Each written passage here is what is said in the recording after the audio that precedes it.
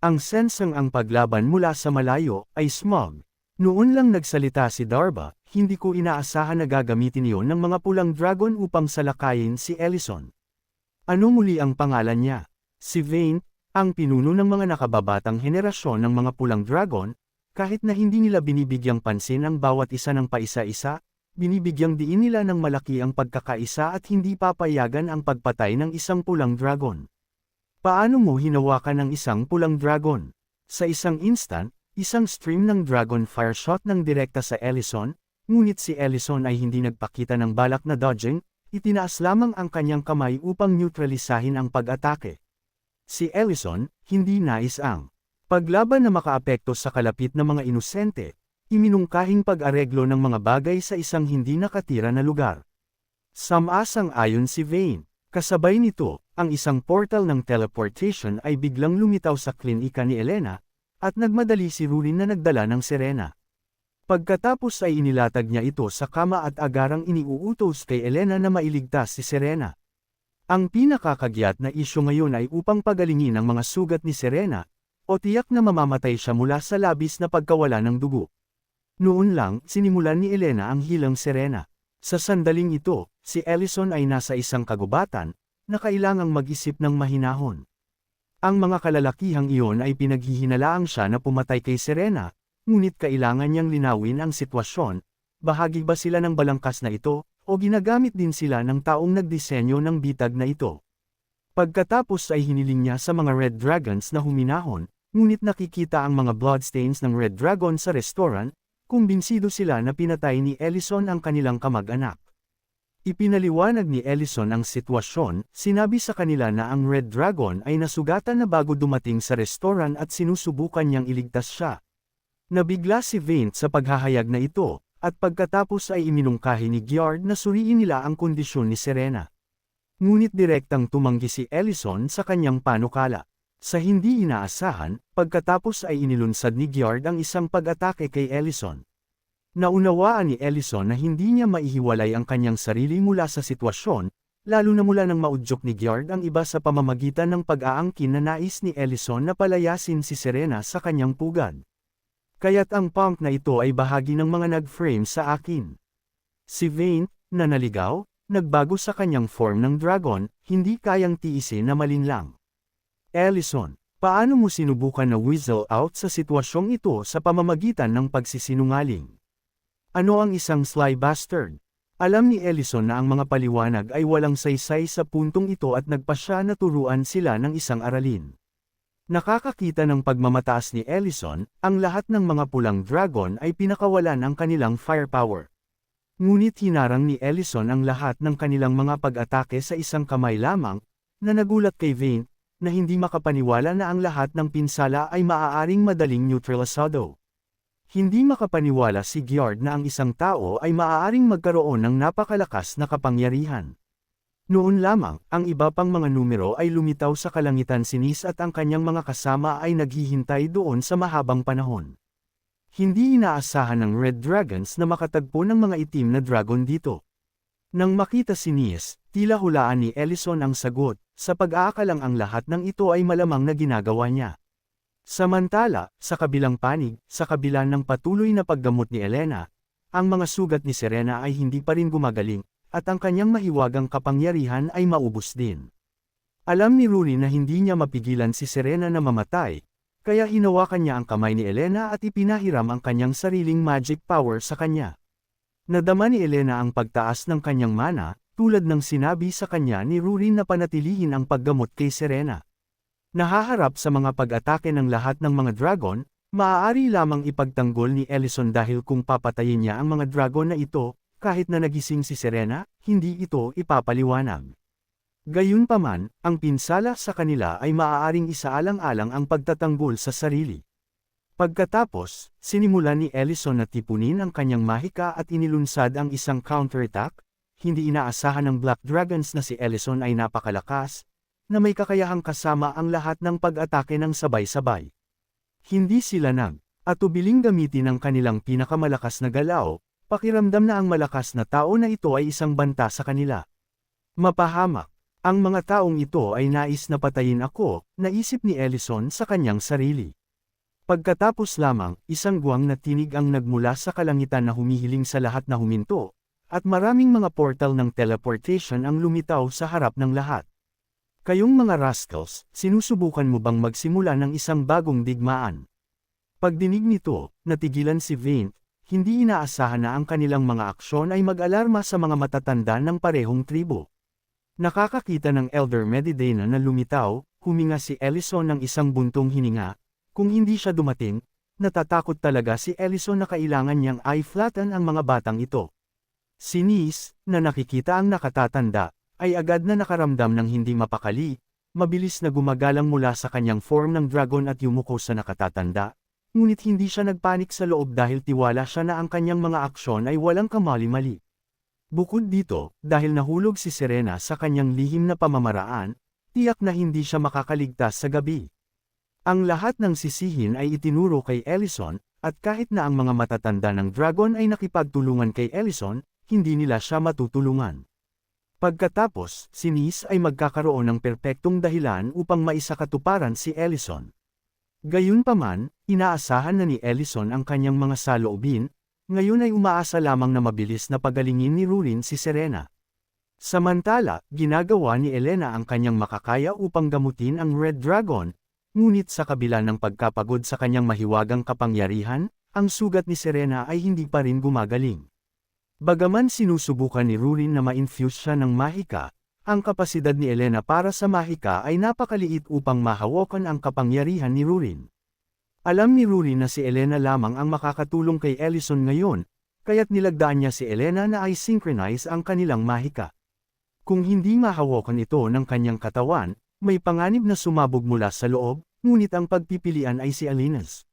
Matapos ang ilang pag-iisip, sumang-ayon si Elena sa mungkahi ni Rurin, na nais na tulungan din si Ellison. Habang dumadaloy ang mahika sa kanya, halos gumuho si Elena. Kung ikukumpara sa kapangyarihan ng lahi ng dragon, ang kanyang mahika ay tulad ng alikabok, isang nakakagulat na pakiramdam na halos nawalan siya ng malay. Nang makita ito, hinikayat siya ni Rurin na hawakan, dahil ang pag-save ng buhay ni Serena ay nakasalalay sa kanya. Pagkatapos, gamit ang huling lakas, dahan-daang tumayo si Elena. Bilang isang doktor, siya ay tungkulin upang subukang isave ang bawat pasyente ng buong buo. Sa sandaling iyon, pinakawalan ni Elena ang isang walang uliran na dami ng enerhiya, at ang sugat ni Serena ay nagsimulang gumaling ng mabilis. Ngayon, ang kailangan lang ay para kay Serena na manatiling malay, o lahat ng mga pagsisikap ay walang kabuluhan. Sa kabilang dako, ang mga matatanda ng dragon ay nagtanong tungkol sa sitwasyon ni Ellison. Maaari nilang sabihin ng isang bagay ay naka-off sa ilang mga tao. Pagkatapos ng lahat, ang lahat ay masyadong nagkataon, at pinakamahalaga, naniniwala sila sa karakter ni Ellison. Ngunit naniniwala ang pulang dragon na nakatatanda sa kanyang sariling mga mata dahil nakita niya ang mga bloodstains ng isang pulang dragon sa restaurant. At ang pagkakakilanlan ni Ellison ay pa rin ng isang dragon slayer. Kasabay nito, tumalon si Gjord, na sinasabing nasaksihan niya ang buong proseso ni Ellison na pumatay kay Serena. Ang tiyuhin ni Nis ay nakakita mismo sa pamamagitan nito bilang plano ni Nis, na nagbabalak na mag-frame ng Ellison gamit ang Red Dragons. Kahit na may sinisiyasat, hindi nila pinaghihinalaan ang mga itim na dragon.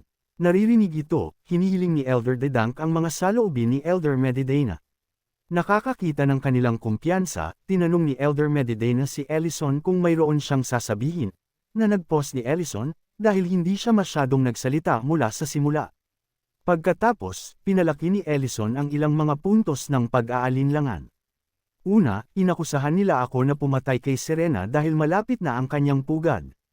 Ang sinumang nakakaintindi sa digmaang dragon ay alam na hindi ako papatayin ng isang dragon para sa ganoong kadahilanan. Sumang-ayon ang Dragon Elder sa pananaw ni Ellison. Susunod ay ang kasunduan na nilagdaan ko sa lahi ng dragon, hindi ako gagawa ng aksyon laban sa mga dragon maliban kung malisyosong sirain nila ang mga bayan ng tao. Upang patayin si Serena dahil lamang sa siya ay nasa Great City ay masyadong walang katotohanan. Iyon lang ang iyong isang panig na paghahabol. Patuloy na si Ellison na ang pinakamahalagang punto ay ang ugnayan sa pagitan ng mga itim na dragon at pulang dragon ay naging napakalapit na mukhang isang mahabang plano. Kaya sa palagay mo ang lahat ng ito ay isang pag-set-up. Agad na nagbigay si Ellison ng isang hinlalaki, naiintindihan ako ni Elder Medidana. Gayunpaman, ang Red Dragon Elder ay nais pa rin ng katibayan. Ngumiti si Ellison at sinabing, bakit hindi natin hayaan ang taong kasangkot na magsalita para sa kanyang sarili. Nang makita ni Nis ang portal ng teleportation, agad siyang sumabog sa isang malamig na pawis, tulad ng ginawa ng iba pang itim na dragon at Gjord. Malinaw na naalala ni Nis na mabutas ang mga organo ni Serena, hindi siya dapat nakaligtas sa isang oras, ngunit narito siya, perpektong buo. Alam ni Ellison na si Elena ay nagbigay ng maraming tulong at agad na nagpasalamat sa kanya. Ipinaliwanag ni Rurin ang proseso ng paglilipat ng mana, at gumawa din ng malaking pagsisikap si Elena. Noon lang, nakita ni Rurin si Nis, alam niya kaagad na ito ang kanyang pamamaraan. Nag-sign si Ellison kay Rurin na huwag maging impulsive, dahil naisip na niya ang isang countermeasure. Pagkatapos, tinanong ni Ellison kay Serena ang tungkol sa kanyang pisikal na kondisyon, ngunit nagbiro pa siya tungkol dito. Sa susunod na sandali, ang kamao ni Ellison ay nahulog sa kanyang ulo, halos nakuha mo ako sa malaking problema, hindi mo ba nakita ang aking sitwasyon? Magmadali at ipaliwanag. Agad na sumang-ayon si Serena na ipaliwanag habang hinahaplos ang kanyang ulo. Sa oras na ito, si Nis at ang iba pa ay mapatla, hindi inaasahan ang sitwasyon na wala sa kanilang kontrol. Tumingin si Serena sa paligid at napansin na nawala si Gjord, pagkatapos ay isinalaysay niya ang mga kaganapan. Ito ang 5 taong ito na biglang sumire sa kanyang den at nasugatan siya. Kung hindi ito para kay Ellison, magiging bangkay na siya ngayon. Ang mga matatanda ng dragon ay nakaharap din dahil kung ito ay nabura, maaari itong humantong sa digmaan. Nagalit si Vaint at nagmamadali kay Ellison na humingi ng kapatawaran. Nang makita ang kanyang katapatan, hindi naging mahirap para sa kanya si Ellison, pagkatapos ng lahat, ginamit din siya. Ang mga tao sa likuran nila ay nagsimulang magpanik, ngunit ang nakatatanda ay walang oras upang makinig sa kanilang mga dahilan. Sa sandaling ito, hindi pa rin nagsisisi si Nis, nang hihinayang na hindi niya pinatay si Serena na may isang suntok, naniniwala na lahat ito ay kasalanan ni Ellison. Bigla, lumipat siya sa likuran ni Ellison at naghanda na mag-ambush. Sinasamantala ang pagkagambala ni Ellison, inilunsad ni Nis ang isang buong lakas na welga. Hindi inaasahan ni Ellison na kumilos siya sa harap ng nakatatanda, tahimik na nagmumura. At sa kritikal na sandali, pinili niyang itulak palayo si Rurin, pagkatapos ay ang pag-atake ay labis na nahulog sa kanyang likuran. Nang makita ito, ang mukha ni Nis ay nagpakita ng isang nasiyahan na ekspresyon, habang si Rurin, na nakikita si Ellison ay biglang bumagsak, ay nawala, na hindi inaasahan ang ganoong sitwasyon.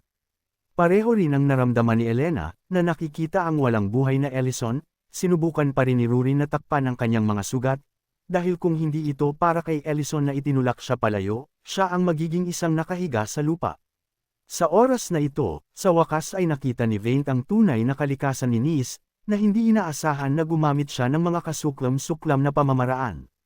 Gayunpaman, kumpiyansa na sinabi ni Nis na naisave niya ang lahi ng dragon, na iniwan ng Vaint na puno ng mga pagdududa. Sigaw ni Nis, buksan ang iyong mga mata, lahat. Bakit dapat tayo sumunod sa mga hanggal na kasunduang iyon? Ang isang tao ay nag-iingat tungkol sa pag-save ng mundo, hindi man niya maayos na kontra ang aming mga pag-atake, tiniis lamang niya ang isang pinagsamang pag-atake ng dragon. Gayunpaman, tahimik lang na pinapanood siya ng mga matatanda. Samantala, patuloy na ginagamot ni Elena si Ellison, ngunit ang kanyang kapangyarihan lamang ay hindi epektibo, kailangan niya ang kooperasyon ni Rurin. Sa sandaling ito, si Rurin ay nasa kaguluhan na, malinaw, nawawala si Ellison ay masisira siya sa anumang sandali. Sa tabi niya, hindi mapigilan ni Nis ngunit mangut siya, stupid elf, sumuko. Ang iyong mga pagsisikap ay walang kahulugan, siya ay isang ant, hindi siya makakaligtas ng walang kalasag. Noon lang, nagbigay ng kaunting ngiti si Serena dahil nakita na niya sa pamamagitan ng ruse ni Ellison. Sa palagay ko ang iyong specialty ay isang sorpresa na pag-atake mula sa likuran. Pagkatapos ay pinakalma ni Serena si Rurin at sinabi sa kanya na ang mahiwagang kapangyarihan ni Ellison ay hindi kailanman hamina, sa kabaligtaran, ito ay lumalakas na lumalakas. Samantala, ang isang kamay ay malumanay na pinunasan ang luha ni Rurin.